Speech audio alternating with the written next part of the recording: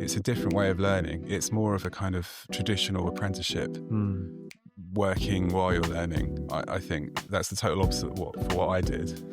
Studying, you going to university and doing fine art, which is probably the most open-ended thing you can do. I'm Robin Johnson, and this is Yours for the Making. And I'm joined by Nick Lewis from English Woodlands Timber. From social media, from talking to people, generally the woodworking community are a really nice bunch of people. And I just, I feel really fortunate to work in this industry. This show is all about the makers, whether it's art, food, woodwork, metalwork, whether they're craftsmen or hobbyists. This show is all about making. We only seem to employ people that have a passion. It's not a requirement, but it just so happens everybody has a passion for the woodlands, for timber, makers themselves. I'm Robin Johnson, and this is Yours for the Making. And I'm joined by Nick Lewis from English Woodlands Timber. Hi, hey, Robin. Nick. How you doing? Very well, thank you. Thanks for coming in. Thank you for having me. So, Nick, you work at my favourite timber yard. We buy timber from a range of places here at Johnson Bespoke, but it's always a pleasure coming and buying timber from you. That's a really nice thing to say, Robin. Thank you. We do our best. We're down in the South Downs, not too far from you, but it's a nice drive. It's a beautiful drive. You know you've arrived because you've got rolling hills either side. It's God's own country that way, isn't it? We are very, very lucky. Having an office that overlooks the South Downs, it really is very special. Yeah, and I mean, I've been probably shopping, buying timber from you for maybe a decade. I guess something like that, maybe 9-10 years. I think yeah, that's about as long as I've been there, and I'm pretty sure that was the first year. Yeah, I think that you served me met you anyway. when I first came. Yeah, I've seen it grow and change quite a lot. We were just talking about it a minute ago. How you've kind of changed as a business and as a company and stuff. But what first of all, what drew you to come into work in the timber industry? Well, I have a fine art background. I've always enjoyed the nuts and bolts of that. When I was at uni, I always loved making the canvas stretchers and everything that went almost behind the scenes with it. I spent a lot of time after university working in retail. I worked in Shoreditch selling art materials to professional artists. That inspired me to actually start making myself. So I started making picture frames for museums such as Plant House in Chichester. And my wife works in the National Gallery. So my sort of plan was to get into picture restoration. Around this sort of time, closing in on my 30th birthday, things were sort of changing a bit for us. So, settling down, family on the way. So I was looking for a job. And my wife's dad, David, a retired architect, was a customer of English Woodlands. And they were looking for someone. And he wrote this really glowing letter about my skills, etc., that he thought he was sending to me, but he in fact sent it to English Woodlands. So that's what got my foot in the door. Or that was a brown paper bag for my father-in-law, I don't know. But I got a call from the managing directors and got an interview in the job that day. Wow. And never looked back. I mean, it does strike me as a lovely place to work. Some places where you turn up, people, particularly like wholesale places dealing with materials, not just wood, building materials and stuff like that. It's rare you go to a place that sells wholesale material and everyone's happy. You go to a yard, you give your slip to the yardsman, okay, fine, I'll load you up. But every time I come to English Woodlands, everyone's beaming with smiles, nearly everyone. Yeah, that's so wonderful to hear. I think part of the ethos, we only seem to employ people that have a passion. It's not a requirement, but it just so happens everybody has a passion for the woodlands, for timber, makers themselves. It's amazing if you have a conversation with numerous people when you scratch the surface and actually find out about their backgrounds. And I think the whole team at English Woodlands have a real shared passion for timber. Yeah. I mean, it certainly comes across that way. And aside from the shared passion of all your stuff, what do you think separates English Woodlands from other timber yards? Well, we have a forestry side to the business, English Woodlands Forestry, that was set up about 30 years ago. That's also run by our managing director Tom Compton, who I know you know already previously, and I think that really does inform the thinking for English Woodlands. Obviously, as our name would suggest, we have a passion for certified homegrown hardwoods, oak, elm, ash, chestnut, and a lot of this can actually come locally from projects that the forestry team have been involved in. Really? So the mileage, material mileage, we call it, is minimum. You know, it's not being flown in from somewhere halfway around the world. No. And for example, there was a project recently in Graffham, which is about 3 miles on the South Downs from where we are. We felled that. Well, the forestry department felled some chestnut that was eventually processed into cladding for a property on the same sort of footprint. So really, yeah, very special. But no, I think obviously we're certified with Grown in Britain.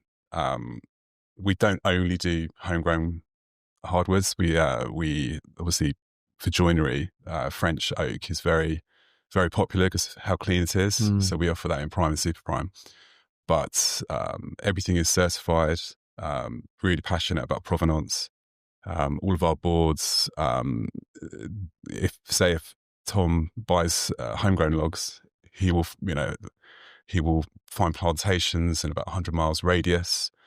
He will buy the English logs in the round, and then he will work out what he wants them sawn to, and then they will go to the sawyers, and then they come to us. We stick them and air dry them, and then kiln them. We've got 3 kilns and a lot of space to dry these logs. And that's something that I think, the layman who isn't particularly a joiner or a woodworker, that process of drying or producing, timber like this from a log is quite long. And if you do it wrong, it goes really badly wrong, doesn't it? It has to be done following a very set process. Oh, absolutely. And amount of time as well, and yes. conditions and everything else. Yes.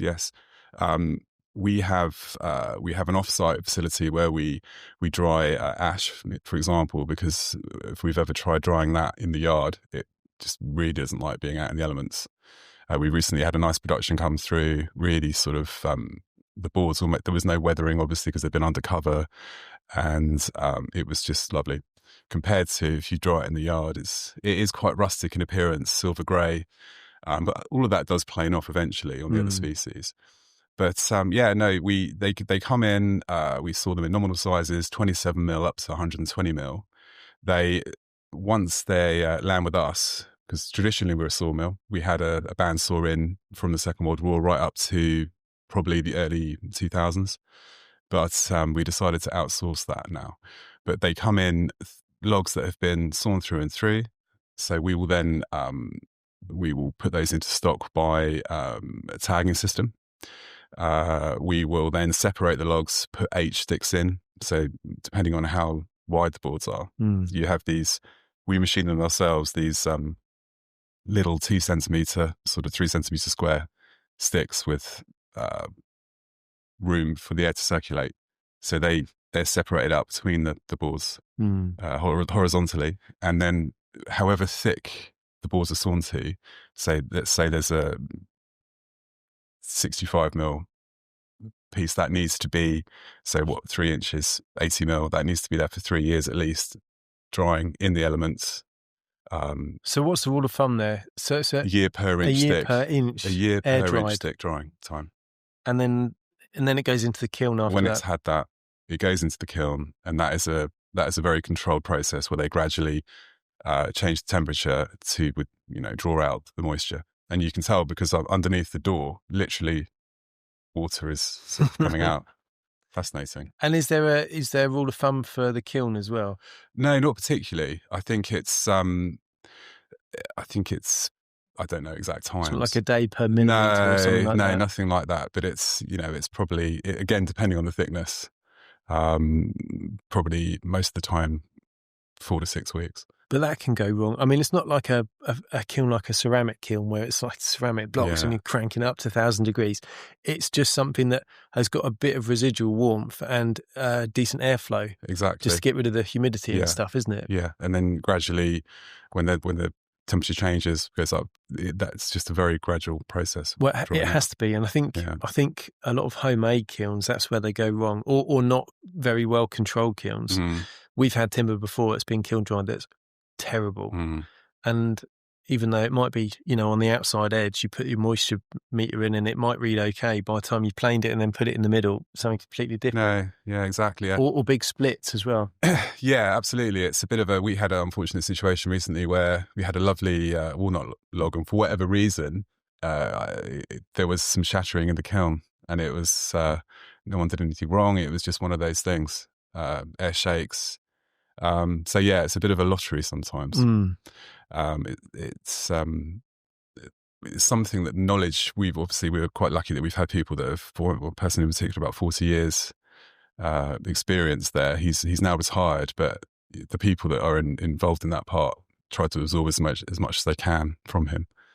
And that's one thing that we've got a few others that are retiring this year. It's trying to literally extract that information, super glue anyone, the youngsters to this, because it's such a rare, working with timber, pulling timber, selecting timber. It's not something you can learn overnight. No, it's quite a skill actually, but it's what's really interesting about the whole process of timber. You start off with a tree, and I think to a lot of people that don't work in the trade, they expect, you cut down the tree, kind of shape it a little bit, and then here's your product. But even before it gets to us, where we're spending days or weeks or whatever it is making the products that we make, it's really interesting to think that from when that tree's taken potentially hundreds of years to grow, from that point when it's felled, you've still got years in the process of slicing it up, drying it very carefully, drying it in the kiln for the final bit to get it just right. Because if it isn't just right, it's really wrong. We wouldn't be able to make furniture and then out of timber that wasn't at the right humidity, it had the wrong moisture levels, because you put it all together and it looked really nice temporarily, and then you put it in a nice dry, warm living room or something like that, and it will split and crack and warp and move all over the place. So everything that you do there is a key part of that life, of that bit of wood before it becomes the product that it becomes. Yes. We, for example, in that scenario, we have, if there's a homegrown oak, for example, and it's been felled and it's X amount of years old. It's such a rare commodity, especially for an English log, because obviously our forestry is somewhat behind, for example, the French. So it's such a rare commodity that needs to be looked after, and we take a lot of effort to actually obtain the details of where the estate was that it was from, and really do look after it in that process. And I think Tom and Ian, the directors, they likened it to aging wine when I first started, when they explained, and it's really appropriate label. Yeah. You've got to look after it like a fine wine, and it gets better with age. Well, absolutely. We had one recently. It was an ash tree that was actually blown down in Storm Eunice. So it was in the Guinness World Record books in the early 60s for the largest ash tree in the country. And it's on one hand, it's such a shame that this thing, it has blown down. But I think to be able to use that and tell that story is really lovely. I think a lot of our, like I said before, with the forest management, because maybe it's quite a fine line. You walk quite a fine line. People, wildlife. There's lots of reasons, opinions, while with managing forest, and I think for the greater good, well managed forestry is really good for the general ecosystem generally, with birds, insects. And I think we've got to, especially for English timber, we get wonderful oak, very characterful oak, pippy oak, elm, ash, sycamore. But I think there's a lot of almost byproducts that we don't use. I think that's part of I could maybe see the industry going, if we were able to work out, because I think we import so much, everything, plywood, glued beams, blockwood, it all comes from abroad. And I just think we really need to work on the skill set if we can start manufacturing more from homegrown byproducts. Yeah, there's a few woodworkers that are really pushing for that at the moment. There's a couple down this way who are kind of saying, look, we need to look at the byproducts a lot more. But it's quite interesting that you mentioned plywood, because I remember when we used to make a lot of stuff with birch ply as a substrate, and birch ply, you could pick it up for 30 odd quid a sheet, 18 mil. And it seemed like the perfect material to make some sort of cabinets out of, because it was really well manufactured. It was high quality. It looked really nice. It was really strong, very stable. Then all of a sudden, war in Ukraine. Yes. And you realise how fragile that supply chain is, because two countries are at war, and between those two countries, they're supplying 90% of the world's birch ply. Yes. Yeah. But they're not, I go for a walk in the woods with my kids, there's birch trees everywhere. Yeah. But they don't get huge over here. I haven't seen a very, but then that's why you have plywood. I suppose you can cut a log into veneer much easier, a smaller tree into veneer than you can log it for planks and boards. Oh, absolutely. I mean, along with the sort of joinery side, we do a lot of cladding as well. And with the same situation with Ukraine, that happened with the Siberian larch that was really popular for cladding and for people sort of charring it, using it for decking. And obviously that gave us the opportunity to then start stocking homegrown sawn boards, Western red cedar, Douglas fir and larch. But they're all quite similar in appearance and they're quite knotty.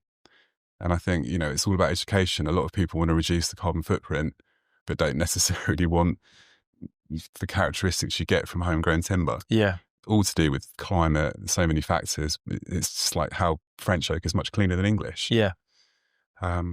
But if we can learn to use that character and even appreciate it's a social thing as well. People don't want to look up at cladding and see loads of knots because they, their neighbours haven't got all knots on theirs and whatnot, and maybe they just want it to look plain. I mean, personally, I love it. But the only thing that I find when we're working with stuff with knots is that we've got to be careful, because the knot, when it dries, will dry at a different rate. So you might get bends and flexes. Yes. It's about how you support those areas and allow them to look really beautiful but still be structurally sound. And I think that's where there's space for innovation, I think, there to come up with good solutions that keep the material stable, even though it's got the knots and the pips and all the nice characterful stuff.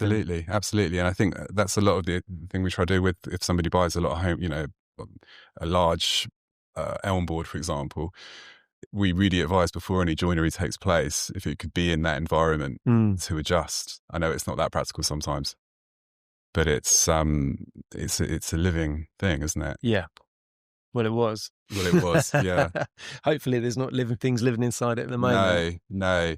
Well, that's obviously a lot of the bur oak and things like that. You'll get the sort of lictus beetle and the sapwood. Yeah. But I think we've had this conversation before. It does its thing and then it's gone. Yeah. And obviously the kilning process does take care of anything else like that. Well, what I found quite interesting, what we sometimes do here is if we're using a really characterful bit of bur oak and stuff, and there's beetle holes and worm holes and stuff like that, we just fill them with a black resin, and actually accentuates it a little bit, stabilizes it, stops anything going in or out of it, and it makes it look really nice, actually. A feature of it.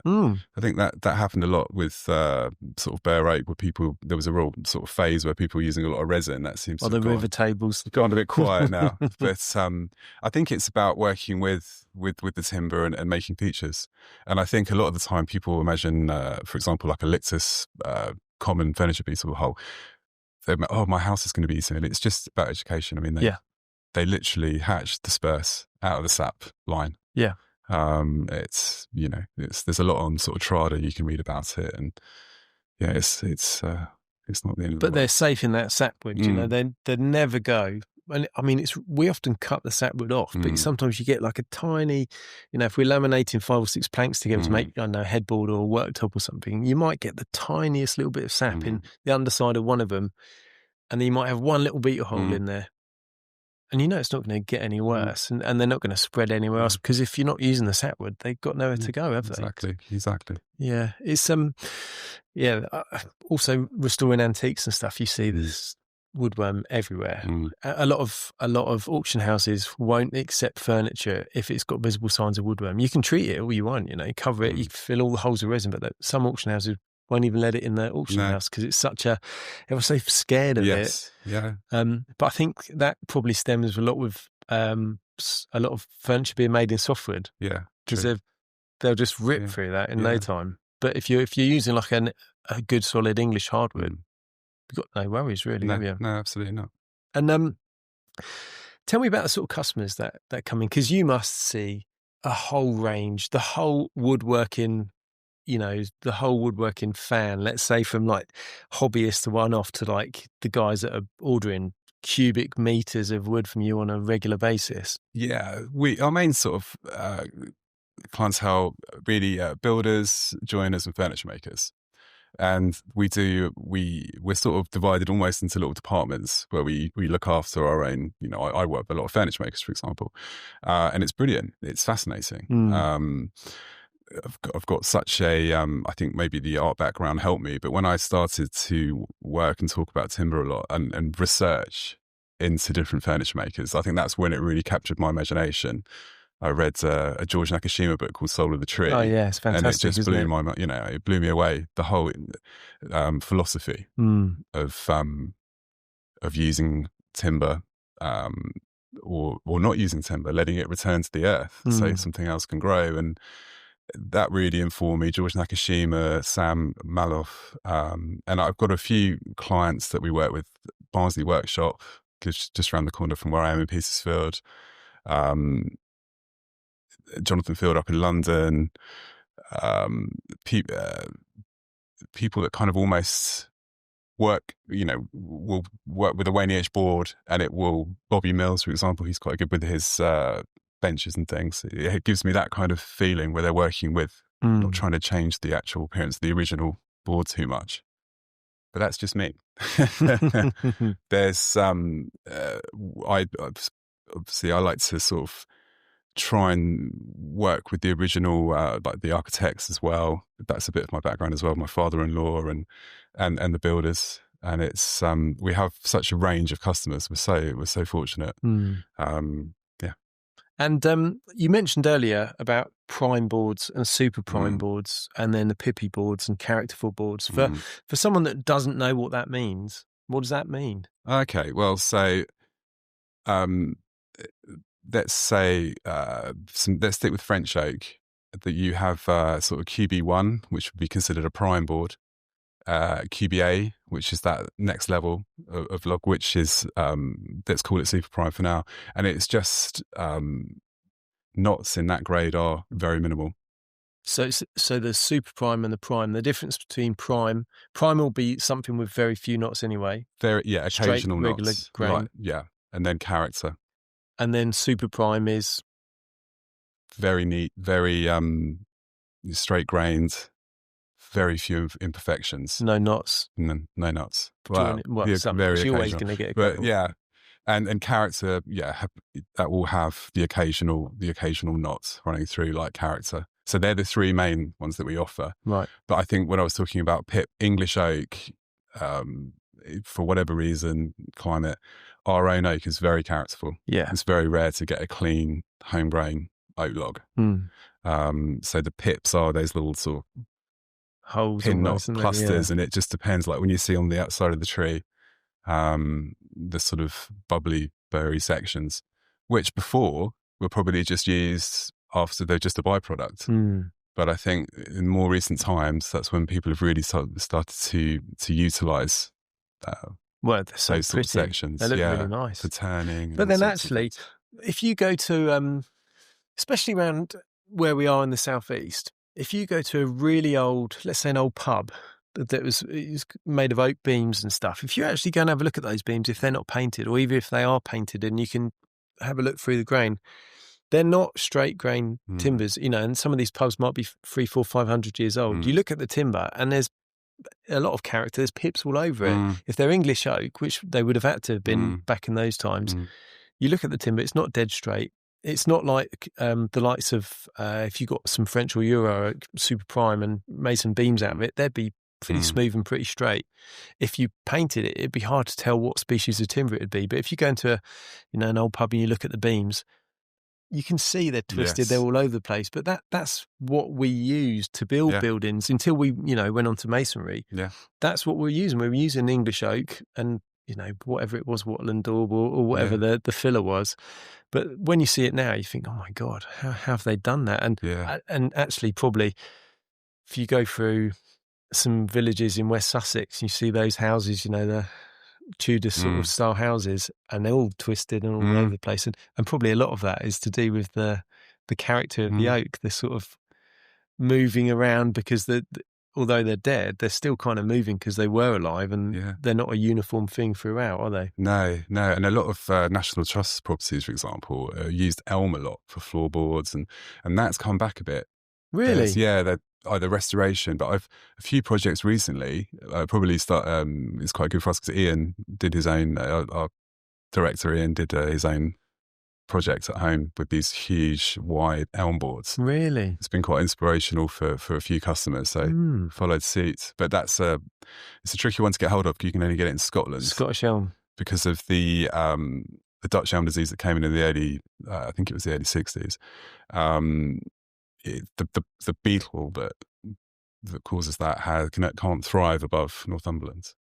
Really? So underneath, so it's okay. Weather conditions, so for doesn't speak the language. Yeah, something like that. But elms, do you work in elm? We do sometimes, yeah. I mean, we did the Chelsea Flower Show project that we did for Joe Perkins. That was half elm and half chestnut. Everything we made was slats of elm laminated to slats of chestnut. And that was beautiful stuff to work with. What I loved about that project was the kind of organic, the mushroom shapes and the organic. Yeah. And then also I remember the timber wall you had. The sample all of the wall. cross-section walls. Yeah, really. Yeah, I mean, I can't take any credit for the design. That was all Joe's idea. But it was when he suggested it, it was like, this is like almost like a core sample that you get from an ice drilling experiment or something. He said, I just want to show this section of the timber on the little shell. So Wonderful. It was enjoyable, that one. But we're working on, and I mean, I'm looking up on my rack. We've got a load of Scottish elm up there, waiting for the day when we can use it. Yeah. But it's one of those things that I think a lot of it is knowledge in the industry broader sense. We work a lot in hospitality. We work a lot in, not so much now, but quite a bit in residential. When you work with interior designers, a lot of designers or architects are fixed on a couple of timber species. You have your premium walnut and your really nice oak and then your softwood.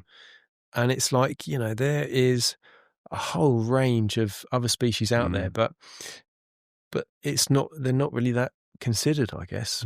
Chestnut, for instance, what a fantastic timber that is to work in. Chestnut, I know you recently did the bridge. Yeah, we did a couple of bridges, in Chestnut. And I love Chestnut. We love Chestnut at English Woodlands. It's really coming into its own with cladding at the moment. We've got some wonderful homegrown stock from Hampshire, Sussex borders, Stansted Estate. And we do cladding strips. We can run it in profiles, but for me it's just a great option, a homegrown hardwood for cladding. But it's good for joinery as well. Brilliant. It used to be used. It's called the poor man's oak for a while, unfairly, yeah. Because you sometimes a lot of the old cabinet makers in Victorian and prior to that, they do the front in oak and then the whole back of the cabinet be made in chestnut. Wow, yeah. With a bit of stain on it. It's hard to tell the difference. But I loved it. Those bridges we made, that timber machined up perfectly. And it's brilliant for outside. I went up there. We've probably had those bridges in there over a year. I'd say maybe well over a year they've been there. And they look as good as the day that we fitted them. Well, that was a good example of you sort of called up and it was quite a tough spec, wasn't it? Quite chunky, very long. Yeah.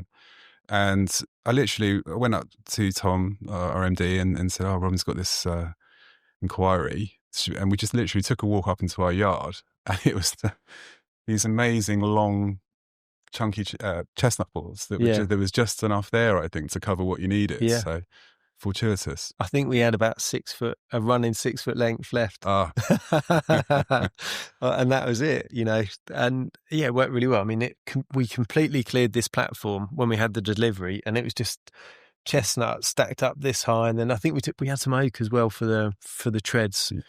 I mean, when I ordered it, I thought, yeah, it's quite a lot of wood there. Yeah. And when it arrived, it was like, oh my God, there's so much. How are we going to process it? We had it like stacked up there so we could machine it, because we've got to go, over the saw, over the planer, through the thicknesser and stuff. But when they came together,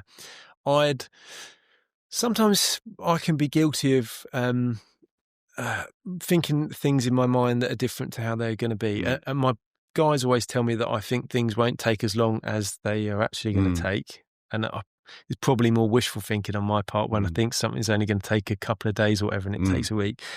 And then I'm always annoyed when it doesn't take as quick as, I thought it would. The other thing I can imagine sizes quite well, up to about 3 meters. Anything bigger than 3 meters, it's sort of it looks quite big, but I think those bridges had a 7.5 meter span, maybe a bit more than that. And I thought, yeah, it'd be fine. Yeah. You try putting a 7 meter length for a planer or over thickness there. Yeah. It's quite a task when we're talking about section size like that. No, absolutely. Yeah, we have a similar issue. We've got some cedar at the moment that's 6 meters long. Really? 1.3 meters wide that we're working on. That's like that? Yeah. And it's in English. Really? Cedar of Lebanon, which I find extraordinary that something that size is grown here. Yeah, grown in Britain, fully certified. Yeah, homegrown timber at that scale is great. And there's not much cedar left in Lebanon. I don't think they call it cedar of Lebanon, but I don't think there's an awful lot of it left over there. No, there can't be. But that's what I've really enjoyed about your last few projects. I think the last one was European walnut. French walnut. Incredible. Yeah. That timber was amongst the best timber we've ever worked with. And when it came, it was just, oh my God, and that was the best thing about buying it from you is I brought my customer down, they picked a lot of the boards. He picked one really characterful board that he wanted for the table. And then we just picked the stock. That's something we try and make our clients comfortable with, because obviously we've got, our premises, we've got quite a large yard, but encouraging people to come and see us and what we can do to help, and to almost make our customers feel like they can bring their clients, walk them around without us interfering too much, because obviously your way around the yard. Obviously we chaperone you around, but it is just a nice place to bring your clients. And then there's we have like a retail area, the timber rack, that people can are safe to spend as much time as they like in, looking at plain timber. Because sometimes it's quite hard to see the grain on this sort of air dry boards. See the wood from the trees. Yeah. No, definitely. So yeah, that's something that we actively encourage. Please come and see us. But I mean, back to that walnut. We did that job. We finished it in October, November, Rivet and Hide in Old Burlington Street in London. And that you walk in and you're hit with the warmth of that walnut straight away. And I just said about walnut being like the prime, the really nice choice of the 3 timbers that most people specify. But it really is something special. And the French walnut particularly, it had such a range and such a contrast between almost yellow and all the way down to the chocolatey brown. Yes, because we get, obviously, we do a little bit of American, but that's been steamed. What I love about the French is that it's tonally, like you're explaining, mixed. And then that reminds me of the English, which it's sort of few and far between. We've got some nice English coming through. But do you find like matching, was it a problem matching? Did you have to try and match? No, it was great. Just went with it. We laminated some shelves at about 500 mil wide and maybe 4 meters long. And it was a case of just picking 2 or 3 boards, lining them up.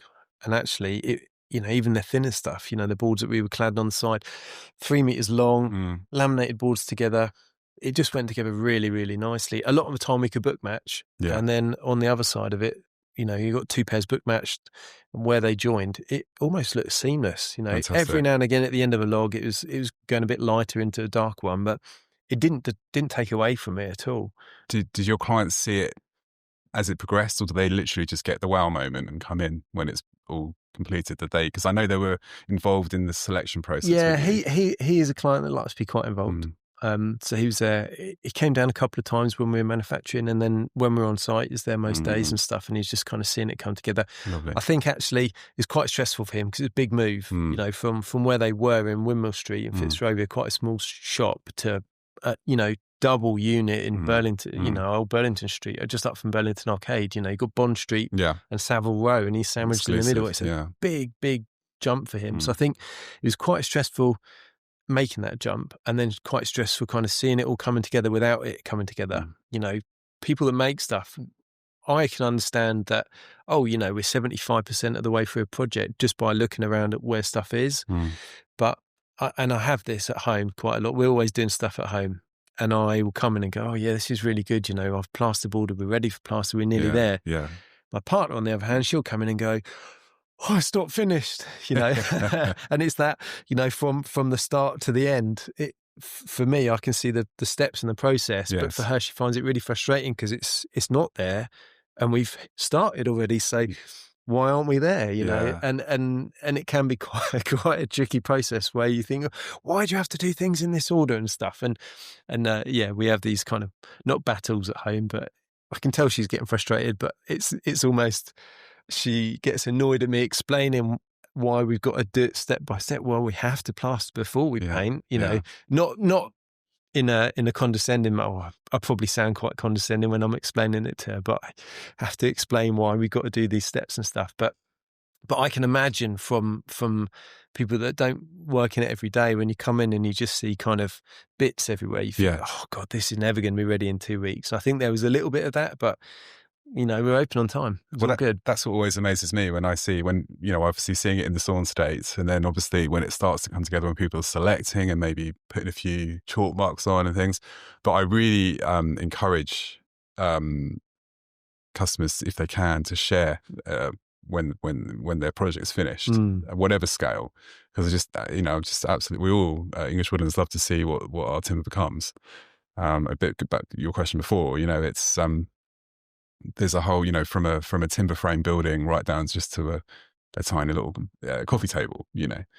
It's fascinating. And it's such a nice experience to come to the yard anyway, not just because you kind of, everyone's happy, everyone's passionate, but when you go into particularly the board rack and there's all these plain boards lined up, it's like, oh, even if you're not a woodworker, you go in, you're like, oh, this is amazing. And I think as a woodworker, if you ever want to sell the timber to a client, you just bring them in there and let them have a look at it and just soak it up. I get that. I walk through and I'm always like, oh yeah, that would be, I get an idea for a project at home, but it's really good because you kind of, if you can imagine, we've got 2 quite large sheds. We have a shed devoted to French joinery, you know, prime and super prime ball, which we have a Julian lift in, and we spend a lot of time in there just selecting for cleaner oak jobs.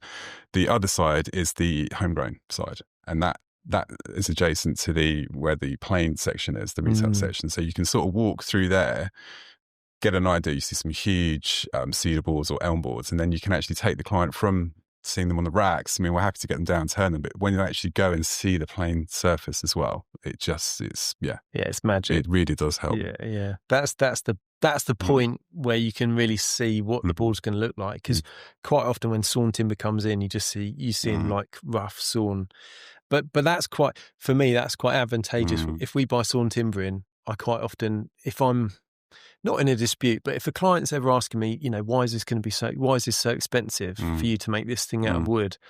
What I do is take a photo of the sawn timber and then send them a photo of the finished product and go, well, we've got to turn that into that. Absolutely. And if you're and if you're working in Waney Edge, you know, it's a rule of thumb, you sort of really got to allow yourself to double waste, 2 times waste. If you're not using the edges, because we predominantly stock Waney Edge boards now. We go out to France every 4 to 6 weeks. We've got a sort of buying team that will, you know, obviously select logs based on length, width, and especially if they've got a particular bespoke requirement. And we get a lorry in every 2 to 3 weeks. Anyway, we sort of select and then we hold stuff over for when we need it. But we've actually, we've recently taken some clients out to find some over in France. Yeah, just to sort of get an idea. of, lost my invite for that. Yeah. Well, I'll speak to JJ who does that. But yeah, it's all beam in Normandy, which is fascinating, especially when they were doing the Notre Dame rebuild. All the mills donating, huge. I heard that there isn't any timber long enough to recreate Notre Dame as it was built. There just isn't the timber stock available now that there was obviously when it was first built. It's just as an add-on, I think when we were selecting over the last few years, the guys have just sent pictures over of beams that are reserved to go for that rebuild, and it's just incredible the scale. Really? Yeah. So the timber's there. They've definitely, I think everyone clubbed together and sort of donated a lot of oak for that project. I saw a particular, I think there was a feature in The Guardian, a little film, and what was talking about well-managed forestry in France, light years ahead of us. The guys going out into the actual woods to select trees to cut down for beams. There's a huge amount of space around each tree. These amazingly straight, tall oak trees. But that's because they're managed like that. It's not because they grow naturally like that. It's because the whole forest is completely managed around that. Yeah. Exactly. But those sort of forests are almost like monocrop, though, aren't they? A lot of them. It's not our typical forest. You walk into the forest in England, a natural forest, you'll have beech, chestnut, oak, probably not walnut. It's quite rare to see walnut and stuff, but you might have yew trees growing, and they're all entangled with each other and stuff. And that doesn't lend itself to nice straight planks, nice straight boards and stuff. But when you see a managed forest, it's those rows and lines of trees, isn't it? Exactly. But the downside of that is it's monocrop, and you get the canopy cover changing throughout the year, or if it's softwood, you get it just all through the year. And you look at the ground level, and there's not a lot else kind of growing around there. So it's that balance, isn't it? I suppose. Do you want the habitat and the whole ecosystem that comes with a mixed forest, but then you want the timber production that comes from a managed monocrop forest, I suppose, don't you? 100%, yeah. Well, I'm not an expert on that, but I read stuff and I speak to foresters and people like that, and people have got very strong views one way or the other. Oh, absolutely, yeah. Well, I sort of listened to a lot of sort of Grown in Britain CEO Dougal Driver. He's really worth checking out on the subject. He set up Grown in Britain, I think it was 2011. So that is the comparison to the French certification of PEFC. So a lot of, all of our homegrown logs will be, certified Grown in Britain. But he's somebody really worth, Grown in Britain website is really worth checking out for some really intelligent thoughts on all of that. So outside of timber, you did a fine art degree and you kind of got into that as well. But also now you're a bit of a musician. Oh yes, yeah. That was my 20s. But do you remember much of it? Oh, of course, yeah. We weren't that lucky. But no, it's something that I've recently re-engaged with.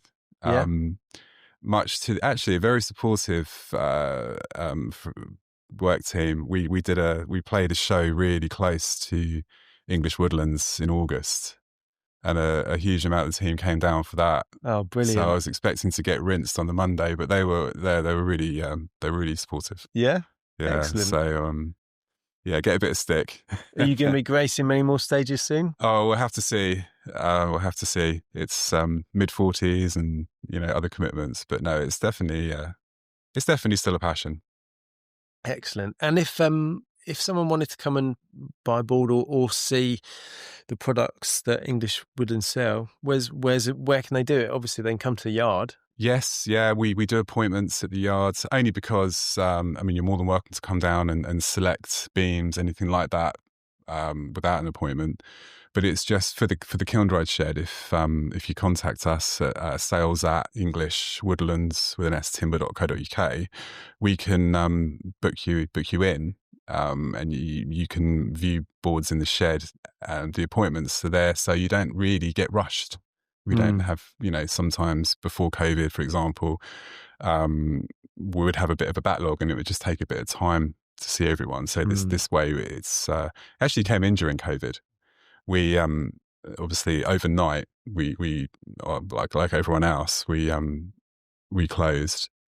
But we had infrastructure with our website in place. We had like an SST where all the we have all the photographs of the boards as they're getting tagged. We photograph them, so people. It was really useful for us anyway, for people to select boards from all around the country, and just purchase them online. But at that point, it really helped us get through a really tricky time. We then, after about 6 weeks, we had a full team again on site, and we started to use that search tool for people to select their boards at home and then book a video call. So we would lay all the boards out and then literally really carefully show. It's a difficult way to buy timber, not actually being there, because it's such a, you really want to touch it and be able to turn the boards around. But we organised a way of being able to answer as many questions as we possibly could, like the next best thing from being there. There's one project in particular. We've got a video on our website. Brian in UK Kelly, Brian literally just he visited once, I think, before we went into the second lockdown, and it just captured his imagination. And he did his property in, I've lost count of how many boards and species Really? Brian, used in his house, and he's done this amazing internal refit of his house in Richmond. There's a really good feature on it on our website. But it was just amazing for me how someone could just sit at home of an evening, looking at our search tool, selecting boards, pinging a list over, and then literally selecting them all online, and then they were out to his joiner to piece together for his vision. Wow. Which I still haven't been, though. He's invited us a few times, but because it was the COVID times, it's been difficult to fully see that through. But I'd love to go and see. But yeah, I think that George Nakashima came into play a bit with the utilising the whole of the tree and the waney edges. Yeah. And I love the way the different timbers that work together as well. Recently looking at a project that has cedar of Lebanon as the tabletop, but chestnut for the seats. Nice. And it's just sort of weird interplay. Like I really like ash, for example, but with like a darker wood like walnut as the butterfly joints and things like that. The contrast. Because I think when a lot of people will think of wood or timber, they'll just think of it as brown, and actually, you're talking about ash and walnut, you almost, black and white almost it can be. But then some timbers like ash, we've had ash before where one end of the log's white, and as it comes down to the other end, it's quite dark brown and stuff. And I think that's the beauty of timber, and that particularly the sort of timber that you guys will sell and offer. You can see so much character and so much contrast, but also a huge range of species, which really I think it's probably our responsibility as timber wholesalers and as joiners, furniture makers, to kind of educate the sort of people that are making decisions about timber, architects, designers, even homeowners and people who are purchasing furniture, to educate them in a way that shares the knowledge of the different range of species, what they look like, what their strengths and weaknesses are, and unique properties. Because someone might really like ash, but there's no way you're going to make external furniture or joinery with ash because it will just go wrong. But internally, fantastic. Oh, absolutely, timber. Yes. And there's so many things like that. Yeah, it really is. I think it's that education again. I think looking at our own economy and wanting to actually sort of buy homegrown, and I think that comes with certain compromises. And I think that I'm quite passionate about that.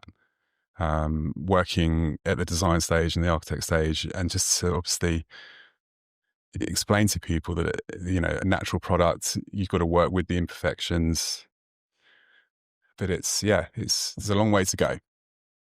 I agree, but I think things like doing podcasts, educational podcasts, maybe running CPD courses, putting videos out there on YouTube and things like that about which you guys do, and it's great. You've got really a great resource on your website and links to videos and stuff that you've done of the different different properties and different uses of different species. I think it's brilliant.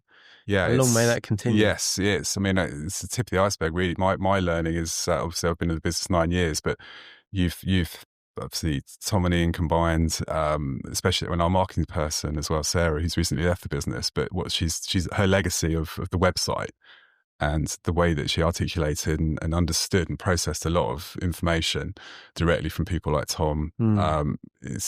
We're so lucky to have that resource for new team members. It's brilliant, just being able to look at the website and gain more and more understanding and learning. And Decorex, is that a regular thing? We've done it a few times. I really, really enjoy doing it.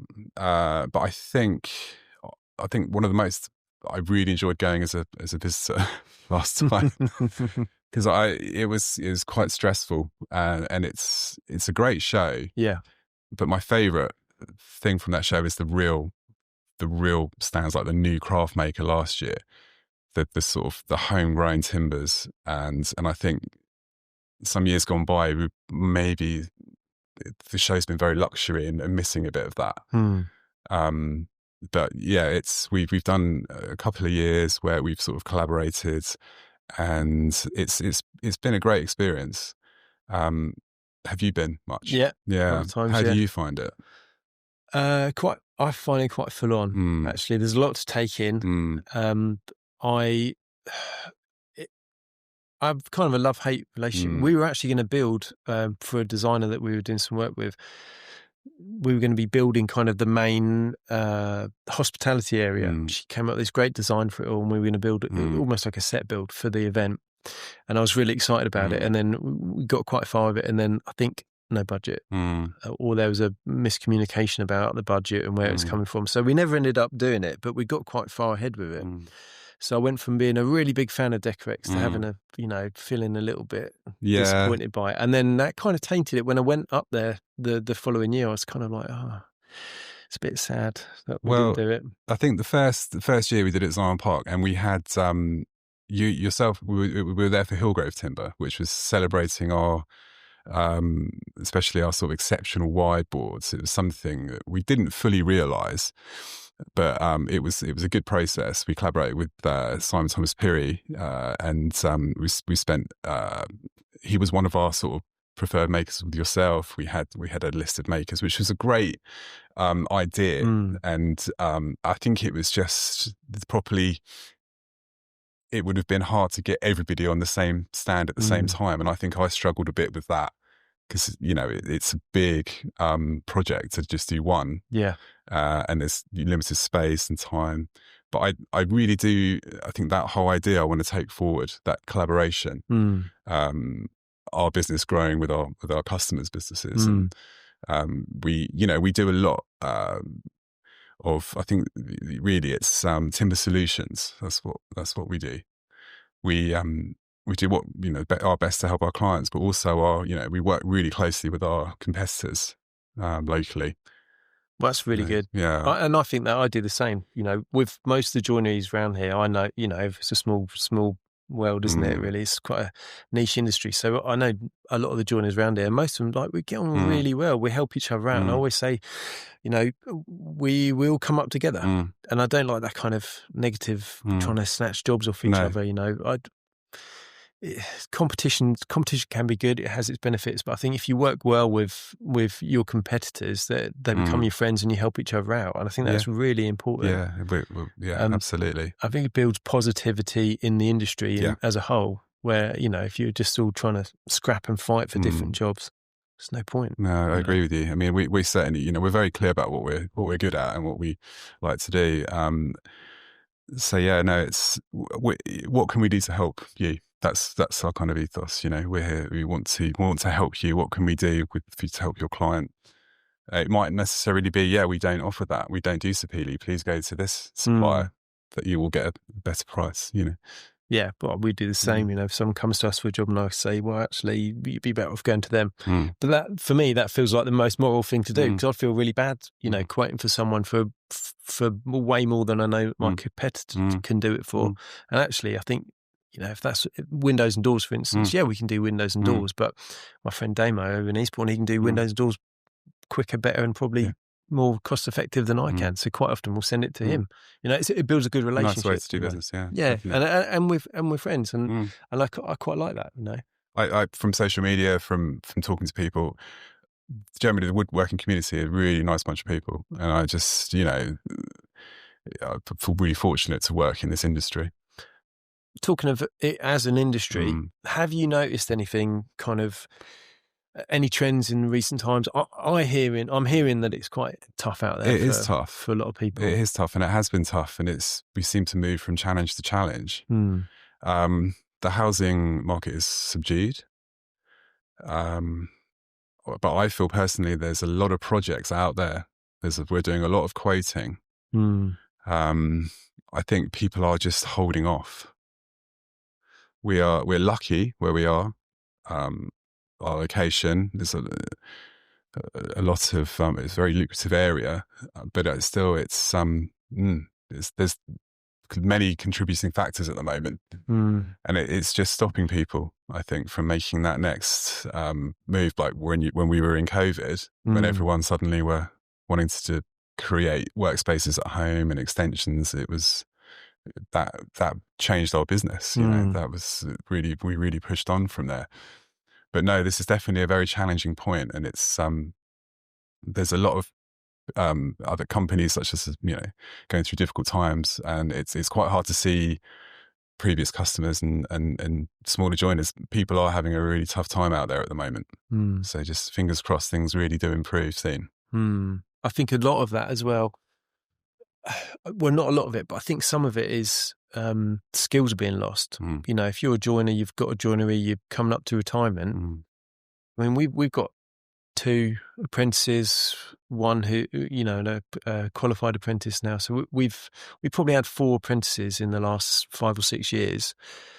But I know at college here, I think one of them's only got 2 other people in his class, and that's the college here has amalgamated all of the other colleges from Tunbridge Wells all the way over to Eastbourne, and a bit of Kent as well, a bit of West Kent, all amalgamated here, and there's only 3 kids on the course. Yeah. You know, that really rings alarm bells for me, because it used to be, back in the day, you know, it'd be 30 people on the course and you'd have to fight for your place on it, because there was 80 people that wanted to do it, because it was seen as a really good job. Whereas now I think traditional French making joinery, there are people still interested in it, but it's not a craft that is being pushed.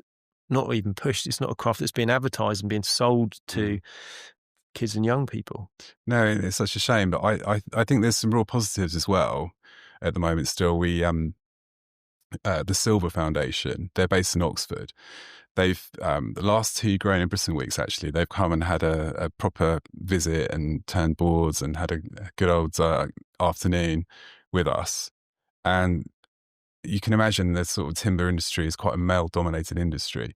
There's a really inclusive philosophy at the Silver Foundation, and I think there's more opportunities opening up for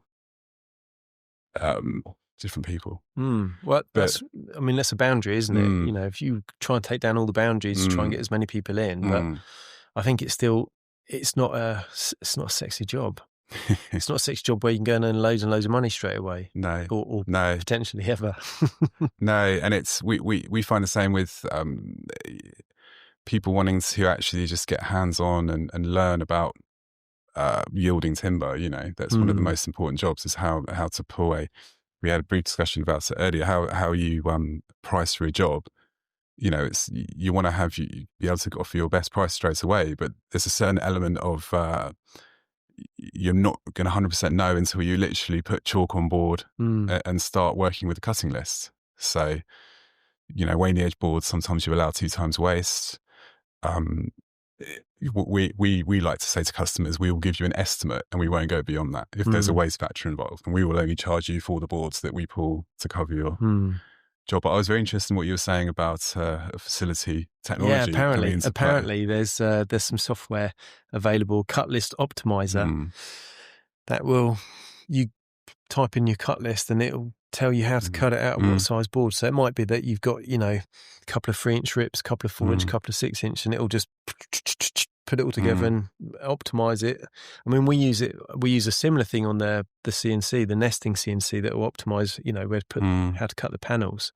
But something like that for cutting boards, I think would be really useful. Because then, absolutely, I think that's one way to try and appeal to younger people coming through is the technology side of it. I think we've got lovely homegrown timber.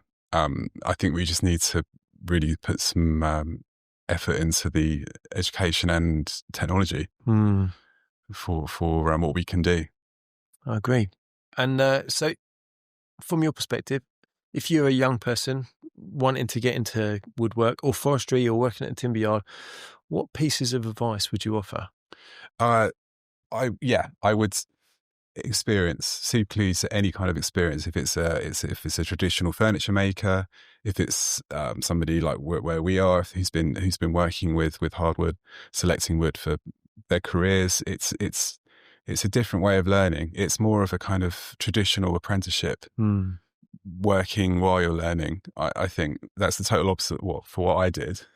Studying, you go into university and doing fine art, which is probably the most open-ended thing you can do without much direction. It's absorbing off experience, and or just going out I just go out in the woods. I take my kids out on the South Downs and talk about, we try and identify trees and just educate from an early age. And it's really good for the soul, I think, just being out in the countryside. And obviously I work with processed timber, but there's such a huge respect at English Woodlands for certification, for chain of custody, for responsibly sourced, well-managed timber. Cool. Well, Nick, it's been really, really interesting. Thanks so much for coming on. Well, thank you, Robin. It's a real pleasure. And I'm sure I'll see you very soon. Look forward to it. Thank Cheers, you. Nick. Bye, Robin.